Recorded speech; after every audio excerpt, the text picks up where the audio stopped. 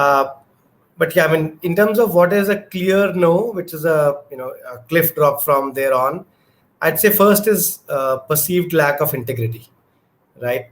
Because investing in a company and being an early entrant and staying with the company, I think it's a at least a 6, 8, 10 year horizon thing. So this is a start of a relationship, right? A relationship has to be based on trust and integrity. So when I perceive that somebody's just making stuff up, I'd much rather have somebody tell me that I don't know and let me get back to you, as opposed to just come across as making stuff up. I think that is really a quick one. Then there is no turning back from there. Because like I said, it's a long-term relationship. It has to start on a place of trust. Second is, I think some people try to impress through jargon, through like buzzwords and all that. Sure, I mean, maybe sometimes those words are needed for the story, but if they stay only at that level and uh, do not come across as possessing clarity, or what exactly are you saying without the crutch of the jargon words, I think that also is a problem. And then third is detail. What is some people are too detailed and they'll just go on and on and on. And some people are so superficial that I think, of course, pyramid principle is good. Start with the high level, keep going deeper based on the questions. But some people stay at such a high level that it is very clear that even if the founders don't possess detail and insight, then how will they build something? Because it is very clear to us that early stage founders will have to pivot multiple times. So their clarity is what will carry them. But if somebody is not gifted with clarity, I think that will be a burden. So these three things: integrity, jargon, and detail, I think I would say are a clear drop for me. Great. Thanks. Uday, what do you think? Yeah, no, those are excellent points, and I echo that very much. I think maybe a couple of things to add is they don't sell the problem very well. If they don't, and they leave investors with the avoidable "so what" question, that's an issue, right? When you're selling a problem, eventually you're going to get to selling the solution, but even when you're defining the problem, you have to pre-acknowledge that there's going to be a "so what," and so what that this problem exists, and have you spent time articulating why this matters? So that's an important. You ideally should not leave that on the table and just leave it to chance. So that's one thing. The second thing is, early stage is not without competition, right? So this competition exists universally. So you have to acknowledge competition. So it's not. It's very rare to say that there is no competition. There's always different types of competition. So acknowledge competition, and when they do acknowledge competition, they actually shy away from distinguishing themselves.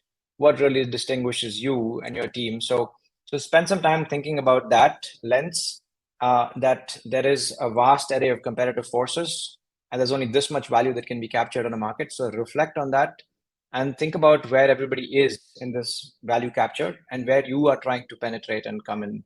So that is something that also evinces clarity. It's worth spending some time on. Sure. Great. No, thank you. And I think this is where we wanted to start to set the premise that, what are the basic things. And thank you, Rahul, for sharing that.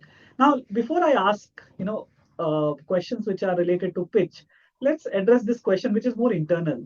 That a lot of talented founders, especially in the deep tech, who are really great what they do, are, have this feeling that they are not a salesperson. They are not like a great orator. They cannot perform like a performance of in a kind of Shark Tank situations. What is your advice to those founders who are operating from not good enough sales or orator mindset? How do you tackle that feeling? And then we can dive on this topic more. But this is something I found very common questions with the founders and not good enough feeling with them.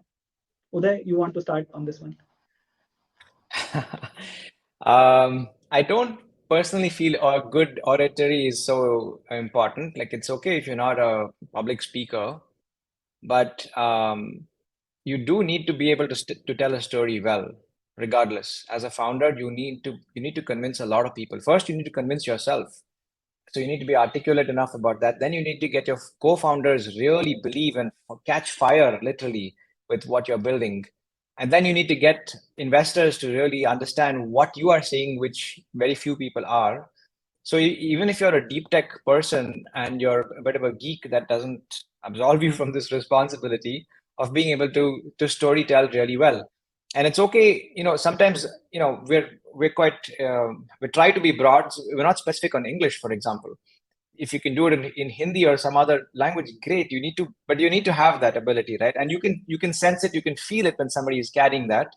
And that, I feel, it's not so much a matter of public persona. You don't have to be business savvy. You don't have to be an MBA type to do these things. You can just be a good storyteller. And for that, you can simply study the art of storytelling. There's plenty of good material, and one can just persistently learn what does it take to communicate effectively in any language of choice. It does not have to be English, especially in India, but it's an acquired skill. So I'll leave it at that. Rahul?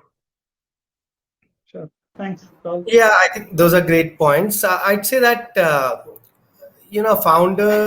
a successful founder cannot stay in the mindset of I don't know X and full stop, right? Because if you don't know X, embrace that growth mindset and go figure something out. It's not about becoming the world's best orator, or it's not about becoming a Shashi Tharoor in that sense, right? But it is still, if you don't know something which is vital for the growth of your business, spend a time effort in it, right? Like do it.